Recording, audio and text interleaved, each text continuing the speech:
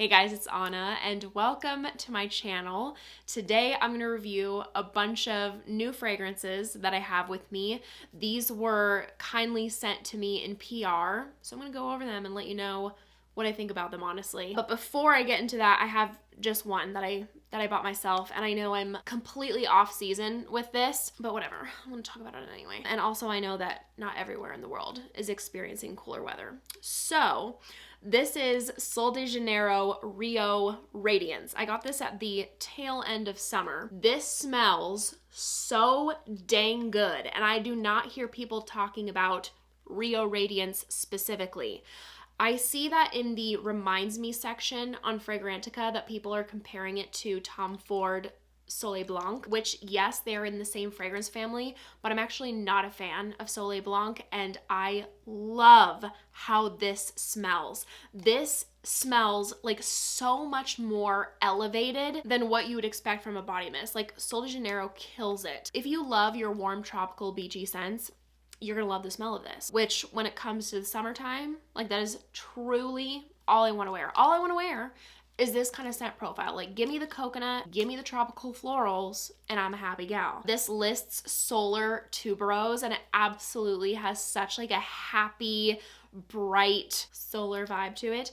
And I will note that the tuberose is lovely in here. Like it's so warm and comforting and balmy. It's not mature whatsoever. This suits any age. It's wonderful. Modern creamy tuberose, like a delightful, elegant ylang ylang, like a nice vanilla to sweeten it up, creamy coconut milk. There's a sand note setting the scene. This is not like your basic beachy body mist. Like I said, it smells more elevated. Like it fully smells like a perfume. The only thing that drives me crazy about this is the performance. I get 3 hours out of this and it sits very close to the skin, and I know it's a body mist, so it's like, what can I expect? But if you don't mind, it is more affordable, smells amazing. If you just wanna pop this in your beach bag and go, it's a good option for that. From Maison Louis Marie, number 13, Nouvelle Vague. I believe this is their newest fragrance. This to me has a very prominent mineral vibe. It's not listed, but I pick up on a strong salt note, and it's giving it like a cold, rocky feel. There is a dry earthiness coming from vetiver and sandalwood. I smell this and I picture dried up driftwood sitting on the sand that has been tossed amongst the waves for a very long time, and now it is sat and baked in the sun, completely dry, but has, you know, remnants of seaweed, salt, and sand sitting on it. I also pick up on chilled coconut water, some fig, a tangy lemon, and lily of the valley. It's too harsh for me, but it is a very transportive perfume. I feel like this is a perfume you could pick up in a little beach city. It does have like a chic, earthy character to it, but simultaneously it feels cold and like kind of standoffish and harsh for me. And then their other one is number 4, Bois de Balincourt, their bestseller.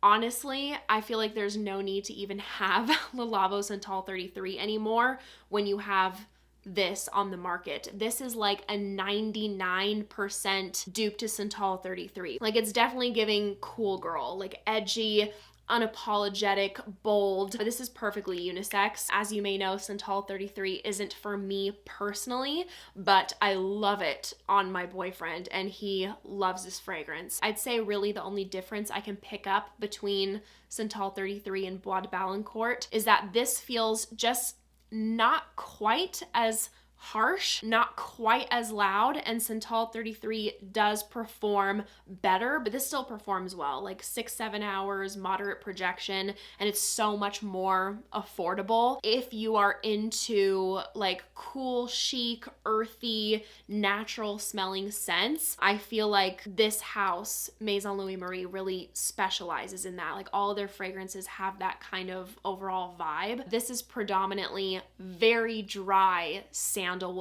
We have cedar, vetiver, amberwood. Like overall, this is a dry, woody bomb. It's very aromatic, has that fresh, spicy kick. It's a very bold profile. I do think it's a good one. I enjoy smelling this on Eric. Next up is from the house of Chabaud. This is Lait et Chocolat. You guys, this review is gonna be short and sweet. This smells like photorealistic hot chocolate.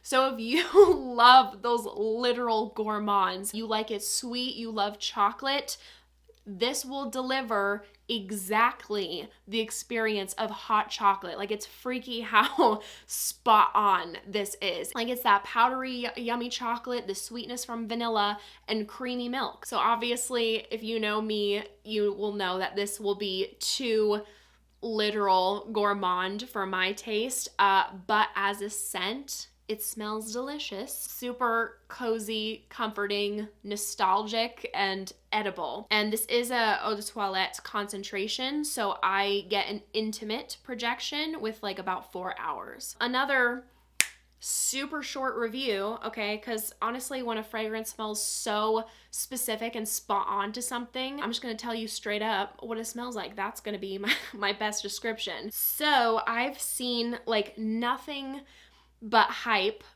for this scent. Sora Dora's Jany, to me, smells like the mix of a Yankee Candle and a pre-made apple pie that you would get at a grocery store, like Vaughn's or something, rather than it being more of a homemade or gourmet experience. And the note breakdown will give you like a very accurate representation of what this smells like. But just to sum it up, that's honestly the best description I can give. It's what it smells like to me. Pre-made apple pie meets a Yankee Candle. The other one from Sora Dora is Mallow, and I think this is a really good fragrance. If you like fragrances like Parfums de Marly, Oriana, or Guerlain's Insolence, you're gonna like this. I think this perfume is very good. It's just personally not for me due to the orange blossom, and that is a prominent note. However, I will say the orange blossom in here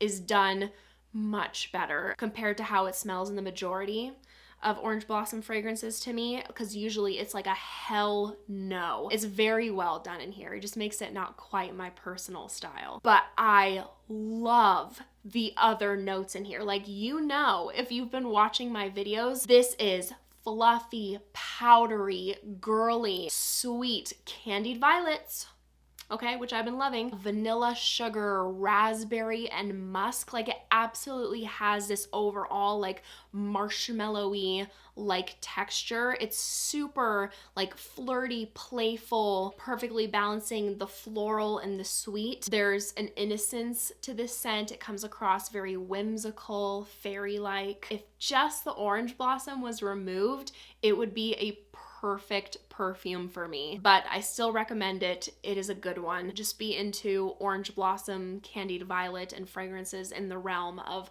Oriana Insolence. And as usual for this house, it has fantastic performance. Next up, we have Pernoire Tierra. We have quite out of the box blends with this house. Simple packaging, but it's nice, like weighted bottle and like heavy cap, and they also perform very, very well. This scent, unfortunately, is not for me. The oud is far too much for my liking. I love the red berries, rum, and vanilla that are in here. Like, that brings in a cool contrast, but overall, this is a very dark profile. There's also a blend of spices. This feels too masculine, dry, and heavy on the oud for me. The last several fragrances are all from the house Parfums Vintage. Look how freaking cool! They're little pineapples. And they have like a bunch of fragrances on their website where you can customize the bottles. Like, you can choose your bottle color, whether you want like the rhinestones or not. So that's fun. Very detailed, intricate, beautiful designs. Like the cap, first time I've seen that. Very cool, very weighted. These are very good quality fragrances. Like, they're strong. And these are specifically for those of you who love the Creed Aventus DNA. And these are all quite similar. Like, you do not need all these different versions of them. Like there's like little tweaks and variations in the blends. I do think it would be redundant to own more than one, so I'll go over the differences with you. And when reviewing these, I'm mainly going to focus just on the slight differences between them because they all have that very prominent Creativentis DNA. So this brand mainly caters to people who want masculine fragrances. They do have a new release called Unisex Intense. However, I would still describe it as masculine. With all of them, you get this very realistic, super juicy pineapple opening. And the pineapple will stick around, but it's specifically just in the first couple minutes where that like really pops and you get that realistic, juicy fruit. Unisex Intense feels the most well-rounded to me, the most attractive to me. You get that bright, fresh citrus, the musky, kind of salty ambergris, woody patchouli base, some amber, quiet florals just in the background. There's also chocolate and vanilla listed.